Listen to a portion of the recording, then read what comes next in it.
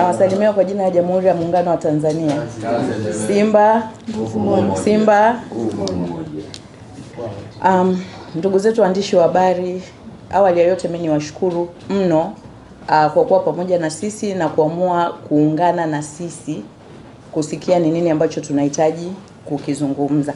Sisi hatuwezi kusema ni tamko, lakini tunasema tunashukuru kwa kuamua kuungana na sisi mashabiki na wanachama wa Simba Sports Club kusikia na sisi tuna maoni gani kwenye sakata ambalo linaendelea. Nafikiri sisi hatutakuwa na mazungumzo marefu sana, ila tu tutatoa maoni yetu na sisi kama wana Simba, kama ambavyo wenzetu wametoa maoni yao kwa uhuru sana. Nafikiri kila mmoja wetu hapa atakuwa na ana dukuduku lake au ana kitu ambacho anaamini kwamba ana haki ya kukizungumza na kukitoa kwenye klabu yetu.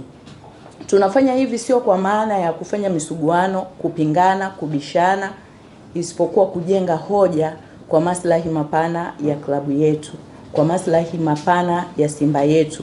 Tunahitaji mwisho wa siku tuwe kitu kimoja, tuzungumze lugha moja.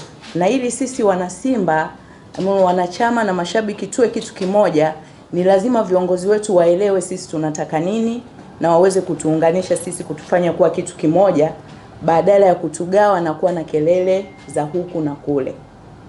Mmekuwa mashuhuda, sitaki kusema sana kwamba labda tunataka kujibu walichosema wenzetu, la. Lakini na sisi tunataka kutoa maoni kama ambavyo na wao wametoa maoni yao, hasa kwenye upande wa issue ya mwenyekiti na upande wa issue ya mwekezaji.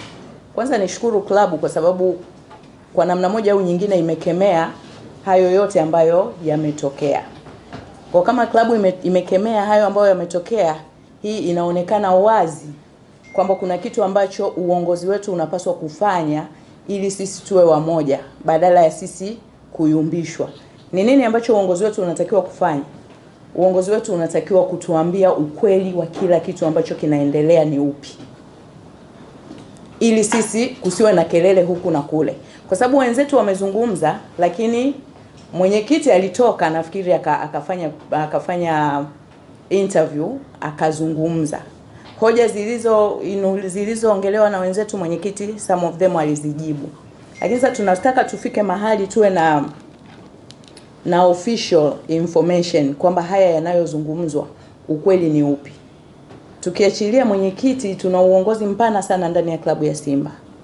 Tunaye CEO ambaye nafikiri pia vitu kama hivi vidogo vidogo yeye alikuwa na uwezo mkubwa sana pia wa kutusaidia kujibu na kuclarify kwamba kipi ni kipi. Mfano, sisi tuliokaa hapa leo tukirelay kwenye hoja za jana za mwekezaji hafai, lakini nyinyi ni mashahidi kwamba na wenzetu waliosema hayo jana, vipindi vya nyuma wote tulikuwa wamoja tukisema uongozi wa klabu hautufai, pamoja na hao waliozungumza jana. Je, ukweli ule wa yale wenzetu ambao walikuwa wanayaongelea jana wameupata wapi? Kama wao kuna mahali wanapata ukweli huo, naamini huu ukweli ulikuwa unapaswa kuwa ukweli mpana kwa wanachama wote wa klabu ya Simba. Sio wanachama walioko Dar es Salaam, wanachama walioko Mwanza, walioko Iringa, walioko all over Tanzania wanahitaji kujua ukweli. Na sisi wanachama au na mashabiki wa Simba tunatoka hivi tunakuwa tunafanya press kila wakati kwa sababu tunahitaji kujua ukweli. Na kwa sababu hatujapata ukweli ndio sababu tuko kwenye mgawanyiko. Kwa hiyo tunatamani sana uongozi wetu uwe wazi. Na sisi tumesema, mimi bahati nzuri jana nilipata nafasi ya kuongea hata kabla ya kujua kama kulikuwa na hiyo press. Na mimi kilio changu mara zote nimekuwa nikikielekeza kwa mwenyekiti kwa sababu najua mwenyekiti ndio anayetubeba sisi wanachama. Kwa hiyo tunajua mtu wa kumuinulia au kumnyoshia vidole ni mwenyekiti wakati wote. Kwa hiyo tunatamani klabu, uongozi wa klabu yetu, mwenyekiti na CEO, sisi tuna mkutano mkuu, wangetoka wakatuambia ukweli ni upi. Kama watafanya media au watafanya chochote kile, watuambie ukweli ni upi. Sisi tulioko hapa naamini tunaamini kwamba tajiri anatoa pesa. Sisi tunaamini hivyo. Lakini wenzetu wanaamini kwamba tajiri hatoi pesa, na wao wameongea kwa gati zote kwamba tajiri hatoi pesa. Especially kipindi cha usajili. Wanasema dirisha dogo tajiri alizima simu. Hakutoa pesa ya usajili. mimi naomba ni question kwao kidogo tu, kwamba dirisha kubwa tajiri alisema ametoa bilioni 6 plus za usajili, na mkutano mkuu kwenye mapato na matumizi wakaeleza, klabu ikakiri kwamba tajiri aliahidi bilioni 6 na ametoa. Manake bilioni 6 ilikuwepo na wachezaji walisajiliwa. Na kipindi kilichopita pia tajiri alitoa pesa tukasajili, na baadhi ya wachezaji waliuzwa. Je, zile pesa zilizouzwa wachezaji hazikuwa zikijitosheleza kusajili dirisha dogo? Je, pesa zinatoka tu kila usajili au inatakiwa kwamba pesa inatoka inapohitajika? Tuna maswali madogo kama hayo sisi tulioko hapa ambao tunahitaji clarification. Pesa inatakiwa kutoka wakati gani? Lakini lingine ambalo natamani sana klabu yetu siku moja itupe majibu ya hayo. Tayari mwekezaji sisi tumemweka kupitia mkutano mkuu wa klabu ya Simba kwa maana ya wanachama. Lakini leo inaonekana kwamba mwekezaji hatoshi, hatufai. Which tulitakiwa pia tupokee taarifa hizo kutoka kwenye mkutano mkuu kwa kuclarify. Tupate kabisa vigezo kwa nini mwekezaji hatutoshi. Sisi ndio tumempitisha na sisi tuna haki ya kumtengua. Kwa tupewe taarifa hatutoshi kwenye kipengele kipi. Tumeambiwa mwekezaji anadai, tumesikia mwekezaji anadai, na anapoonekana Mohamed anapodai pesa anayotoa ni dhambi kubwa sana ndani ya klabu ya Simba. Lakini huyu mtu tunayemlaumu akidai pesa zake hatujamkabidhi timu. Tumekataa kukamilisha transformation kwa kuamini kwamba hatufai. Sasa kwa nini pesa yake anapodai tunaona kwamba ni dhambi? Je, pesa anazotupa mtu ambaye hajakabidhiwa timu anatuhonga zile pesa? Yaani ni haki baniani mbaya kiatu chake dawa. Ni haki yeye kutupa pesa zake na hapaswi kudai. Lakini kumkabidhi timu ni dhambi. Sasa kama hatumtaki, kwa nini pesa zake tunazitaka? Kama hatumtaki, pesa zake tusichukue. Kama tunaona hatufai, turudisheni kile ambacho anatudai, ambacho yeye ni haki yake.